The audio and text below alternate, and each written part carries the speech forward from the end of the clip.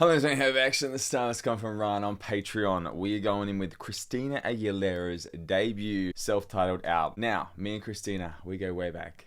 We don't really. I know of a few of her songs. I've never been someone who's just, I guess, gravitated towards her. Yeah, I know a lot of people love her as their pop chickadee and pop diva Reva. I know she's done a lot of albums. Ryan has even let me know there's even, some that aren't in English just from him saying, there's a English versus not English albums. Her debut, Ryan has said it's definitely teen bubblegum pop music, but it's fun overall. Her song Reflection was recorded for the Disney movie Mulan soundtrack, which I had no idea was her, which is insane. That song alone got her a record deal just based on the single.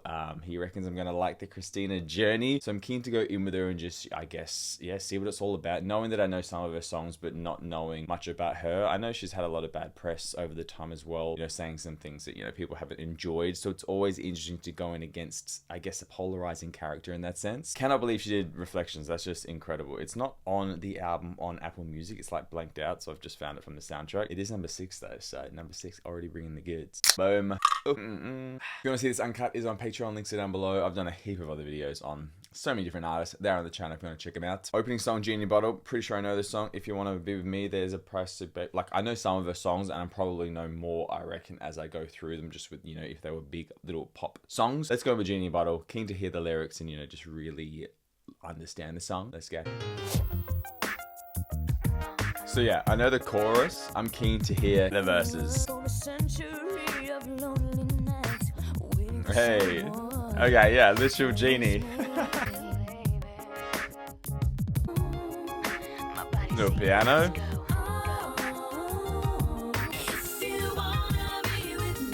It is a banger.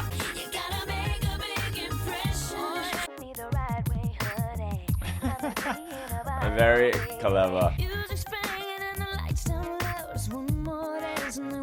There you go. Ooh. That's cute. We don't have to rush it. We can take our time.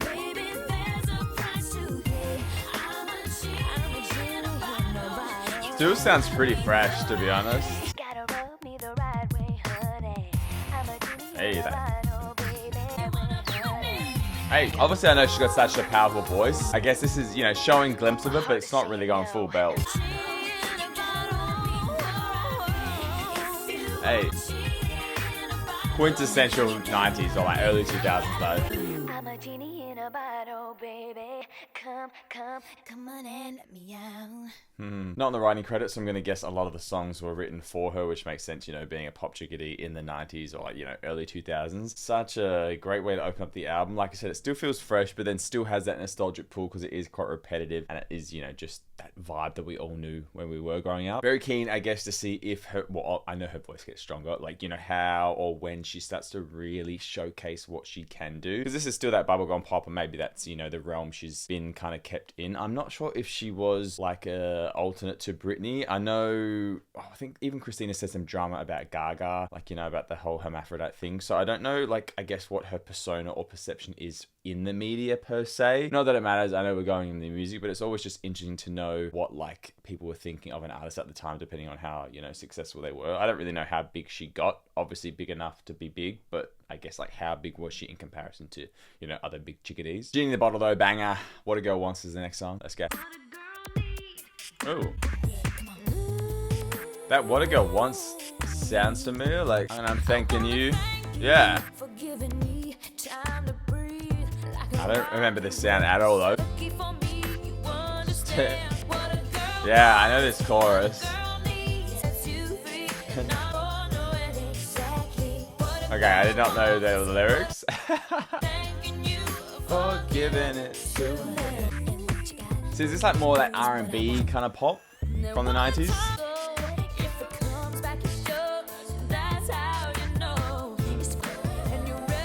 Hey. Cute little song, thanking someone.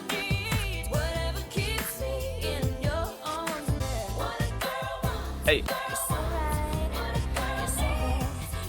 Yeah, lots of vocals up in there, which is fun to listen to. Definitely gives me Mariah vibes, so I'm not sure if there's inspiration there. Yeah, her voice can do the pop, but it's just so tamed, knowing what it can do. What a contrast, even within that song, just that like bubbly, cute voice, and then she's just so powerful. It's almost, yeah, like she's being pigeonholed into this, you know, type of pop music song stuff. And it kind of doesn't really work when you hear these impressive runs and, you know, that Mariah type of voice on such a simple song. I'm saying simple, you know, just because it's a pop song. Interesting. Very keen to see where the album goes. I love the song. I know that chorus, but I didn't realize there was so much of her vocal, you know, her runs and all the ad-libs and stuff. Next song, I Turn to You. Let's go. Oh, we got some rain. Bloody horns. Such a different vibe from those last two little pop numbers. Whoa. This is like a classic little ballad.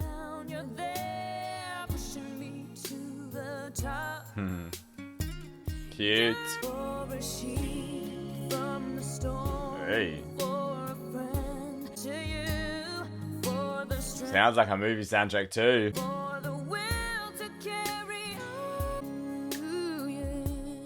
You see like a guy to come in now, like that classic little love song.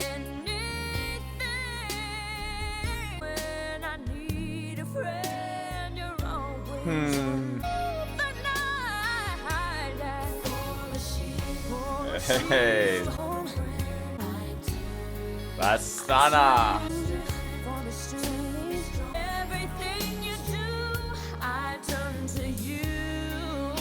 That's so cute. Literally a goosebumps.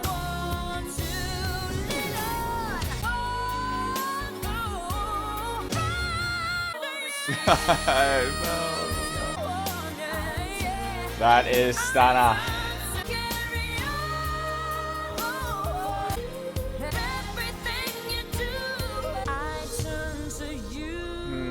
Of course, Diane Warren, soul writer. She was bloody everywhere in the 90s, wasn't she? Stunner. She just knows how to get you so well with these lyrics. Oh, little Christina. Already getting me 3 songs in. That was stunning. So beautiful. The vocal range in there. It's definitely Mariah vibes for me. And that's just because I guess she's probably the closest artist that I've listened to recently that has this type of range. Beautiful. Emotionally felt. You believed every single word of that. That was stunning. So cute. So nice. You think of the people who are that type of person for you. Very, very pretty. The next song's So Emotional, which we're already emotional from that. So let's see where this is going to take us. Let's go. Not what I thought at all. Oh. It's definitely more, not as pop as I thought.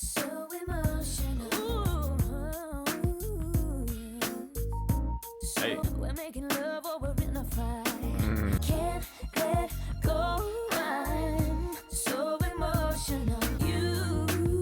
Very easy one. Funky compared to I Turn to You, but still like, I don't know, it's a nice song to come after it.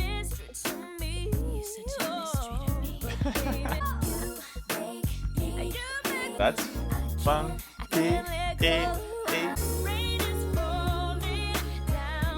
Hey.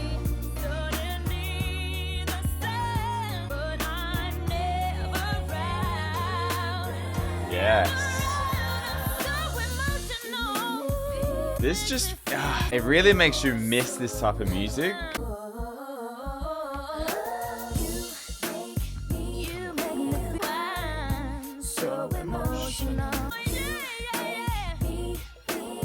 Yeah, funky little one. Like that cool little stuff in there. Who the hell was that?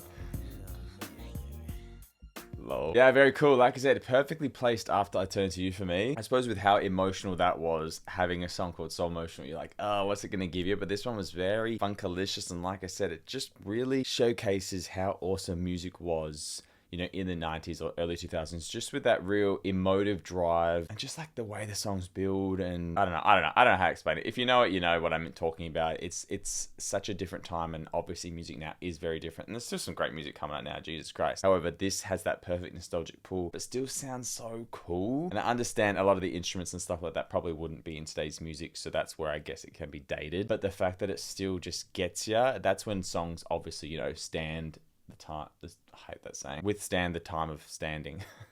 They just still hit you, which, yeah, it's just exciting to listen to, especially when you're going back in with an older album. I mean, what is this now, like 25 years old, which is insane. Love that one. Very funky, very cool. Thoroughly impressed because I did have a few preconceived ideas of her. However, I didn't want to say them because then everyone always like hates on me for saying that. But I've never really liked Christina. I feel like now that I'm 4 songs in, I can be honest. I was like, she's a bit of a like, I don't know. The Gaga comment rubbed me the wrong way. If it was true or not, I don't know. So just throwing that out there. So I'm definitely very pleasantly surprised. And I didn't say anything because then people couldn't say, you're going in this so biased. So I wasn't. I had my thoughts. I let them go. And I just went in with it, you know, expecting whatever it was to happen. So I'm thoroughly impressed and having fun. Next song's Come On Over. All I Want Is You. Let's go. Oh my god, I know this song. I have played this so many times as a kid. I don't even know. Although this sounds like a remix. I did not know this was her. Lol. Sounds a bit old. Or not how I remember, I suppose. Okay, I know the chorus. See, this sounds like that cliche pop.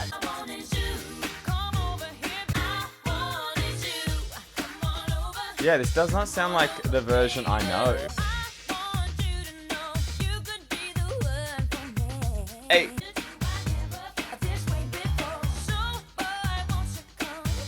It's almost like it's missing a bit of bass in there. Like,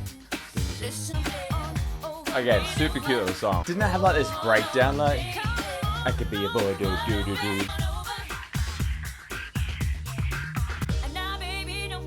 Yeah, I've heard a different version for sure. Or a cover.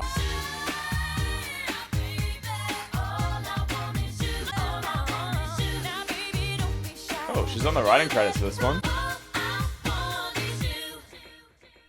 Where do I know that song from? Because I swear there's like a little bit of a rap breakdown. Very interesting. And it felt just not full. Weird. Wow. All right. So if you know that, if there's any other version of that song, let me know. Or if that is another song that it's been covered, let me know. That's wild because it definitely took me back. But then I'm like, I don't know half of these lyrics. So how can I have listened to this a lot as a kid without knowing what the hell? That's, I think, the best, you know, comparison with I Turn to You, where the vocals are just so strong and she doesn't feel like she should be a pop chickadee. And then you have this song, which is obviously classic pop, and then you're like, it's almost limiting her, so you kind of enjoy it because it's fun, and pop, you're like, is this really what she should be doing? Or I guess maybe, yeah, I don't know. Like I said, I'm very keen to see where her voice really explodes on the albums, and I guess she takes control over that, which I'm sure she does, you know, being a chickadee in the early, late 90s, whatever, and then, you know, coming into the 20th century, whatever. I didn't go to school of math. And then, you know, coming her own and just taking ownership of what she wants to put out. Number 6 here, it's called Reflection. I cannot believe this is her, knowing that it's from Mulan, which is obviously just such an incredible, incredible classic movie. Definitely one of the best Disney movies. And this song is, you know, stunner. Let's go. It's actually wild that it's on the album too, because it's just so, such a Disney sound. But you'll never know me every day. If I wear a mask, I can fly. It's still so relevant, you know, lyrically in general.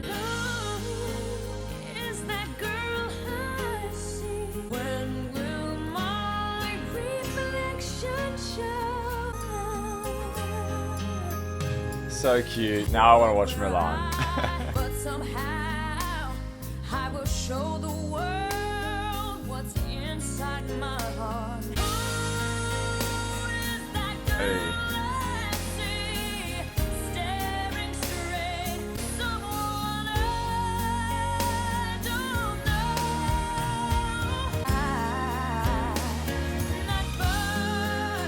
The bloody orchestra in there.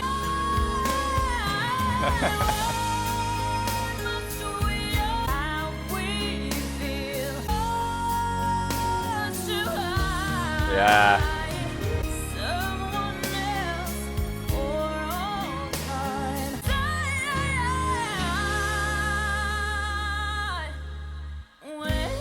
Huh.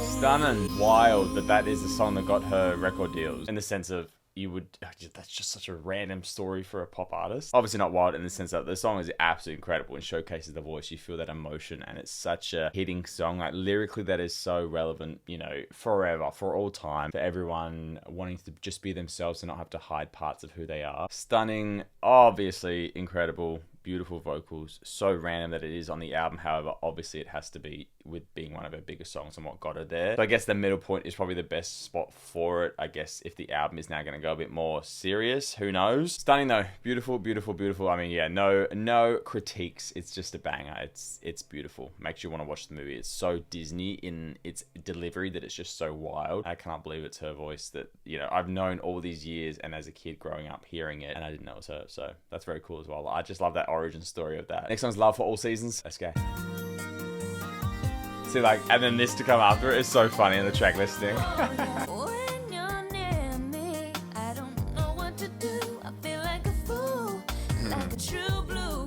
True Blue. A Madonna reference? I wonder how old she is in this album. Hey. Again, super cute lyrics. Easier song than the last couple.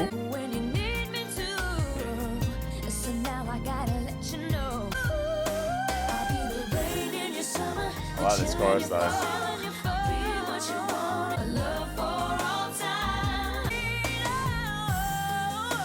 It definitely feels like a classic pop song in its, you know, crafting of it all. Some cool moments that just doesn't hit as hard for me. That's cute. Yeah, not a bad song. Very classic of the time, I suppose. That probably sounds the most dated, I reckon, out of everything we've heard so far. Very easy, very cute, very nice. Just nothing, I guess, groundbreaking for me. I think we've heard the type of content in some of the other songs, like I Turn to You So Emotional. I think, you know, really encapsulated that vibe and did it a lot better. But hey, you know, one, you know, song that's a bit average in comparison to the first 6 we've had is a pretty solid album, to be fair. Next song, Somebody's Somebody. Let's go. Ooh, long one, 5 minutes. God, that gave me Ariana for a little bit then.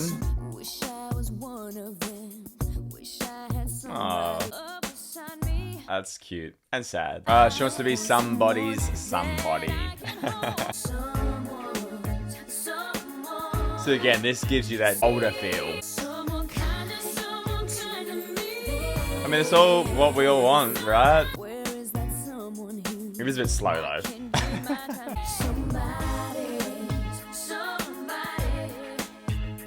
Yeah, a long song and quite slow, so I'm like,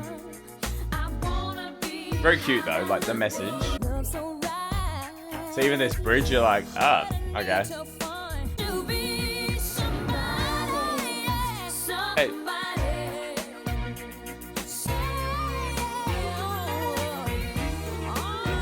Yeah, maybe we are gonna get more ballad driven back half the album. Yeah, wait. Oh my god, way too long. Like, we get it. You want to be somebody's somebody. Diane Warren, alright. She flopped a bit for me there. Although, cute lyrics, you know, definitely relatable stuff that she does. I think it's awesome to show that production can really alter a song lyrically. Yeah, probably my least favorite on the album. While the lyrics are cool and relatable stuff, it's just not the vibe. It definitely sounds dated. It goes on too long and it's just like, all right, we get it. I don't know. I think that could be a really cool song lyrically if it just had some stronger production or production from the first half. I'm really hoping we kind of get back to that vibe of the first 6 songs, just, you know, so I can, you know, be vibing out. Next song's When You Put Your Hands on Me. Let's go.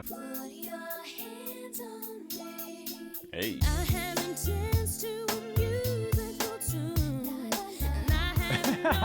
La la la.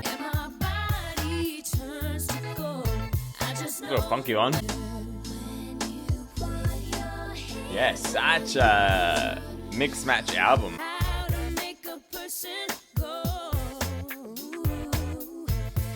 So I guess showing like her innocence and newness to it all.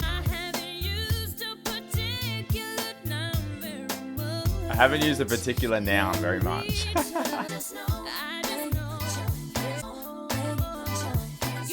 Oh, auto-tune in there. Yeah, interesting one. Very cool. It's actually such a wild album with how different these songs sound to some of the others. Robin Thicke on that. That is wild. It's so interesting they do that auto-tune effect on her voice as well. Yeah, probably the most intriguing song, to be fair. I actually like it. It is funky, very cool. Just such interesting choices when it comes to, you know, her voice effects, the production. So cool. Interesting album. You would not expect a song like that to be on the same album that, you know, Reflections on Genie in a Bottle. I think the first 6 songs are absolutely the strongest on the album for me so far. I just think, you know, connectability, even that song, while cool, still has that dated feel, whereas the first half just didn't feel, you know, that quintessential, you know, 90s vibe that I guess these songs are giving us. Very interesting though. Like, it definitely keeps you on your toes. You're like, okay, did not expect this, so very cool in that sense. Next song's Blessed. Let's go. It's giving that movie vibe as well.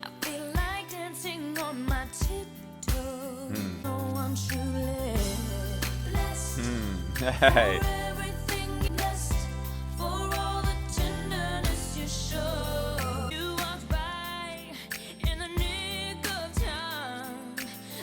Yeah, again, nice, easy.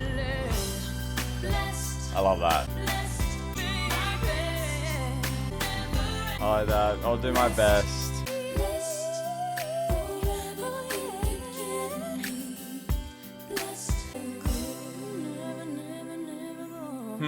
Cute. Definitely felt a lot longer than 3 minutes, just in terms of its delivery and how much content you got in there. Very cute. Very easy. Just, yeah, wild back up. Pointless saying it sounds that dated feel, but it does, and not in a bad way. Just, I guess it's surprising me how much some songs can, some songs don't. But I guess, you know, the songs that were bigger clearly are bigger for a reason, because they just, you know, really capture people. Next one's Love Will Find a Way. Let's go. Hey. Oh, maybe it's just me. Like, I don't know. Let me know if you think that this second half is... Yeah, like, this is so dated, right?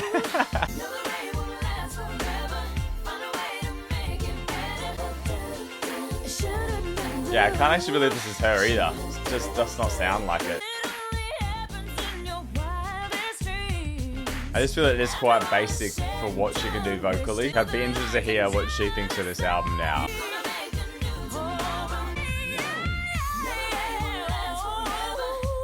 Yeah.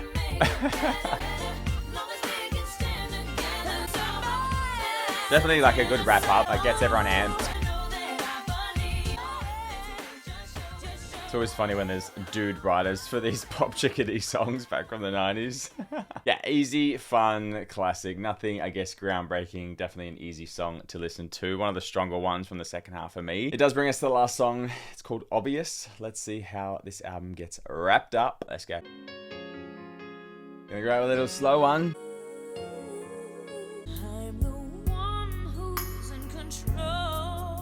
Oh, yeah, this is giving her vocals.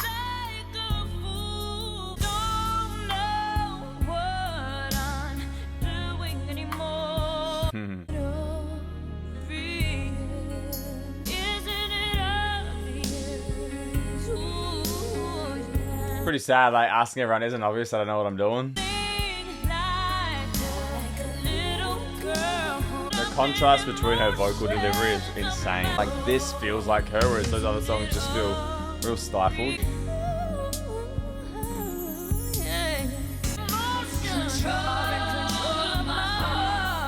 Yes.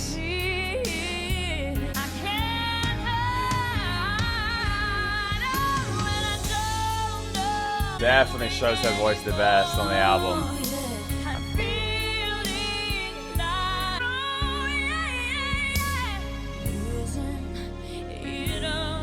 Isn't it obvious? Yeah, very pretty way to wrap it up.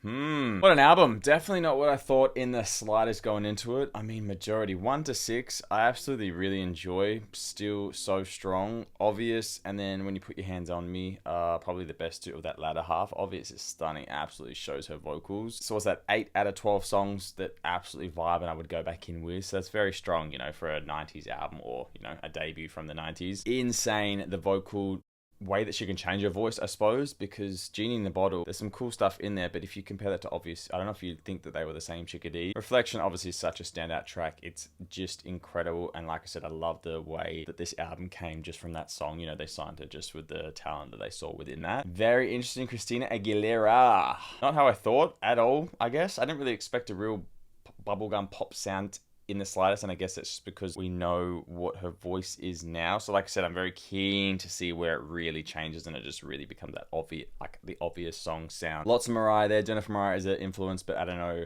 if it's also just because some of these songs are, I guess, could be sung by Mariah, and it's got that 90s pool feel there. Very keen to hear what you guys think of the album. What's your favorite songs? What do you think of it overall? I guess, what do you think of that back half, and does it make sense what I'm talking about in terms of the first half still sounds quite fresh, whereas that second half has that dated feel that, you know, is expected, which is why the first half is probably more exciting because it doesn't have that feel, I guess. Ball and Cat is on Patreon. Links are down below. Ryan, thank you as always. Another chickadee introducing me to fully rather than just tabloid and highlight songs, I guess. Very keen to hear your thoughts down below. Other than that,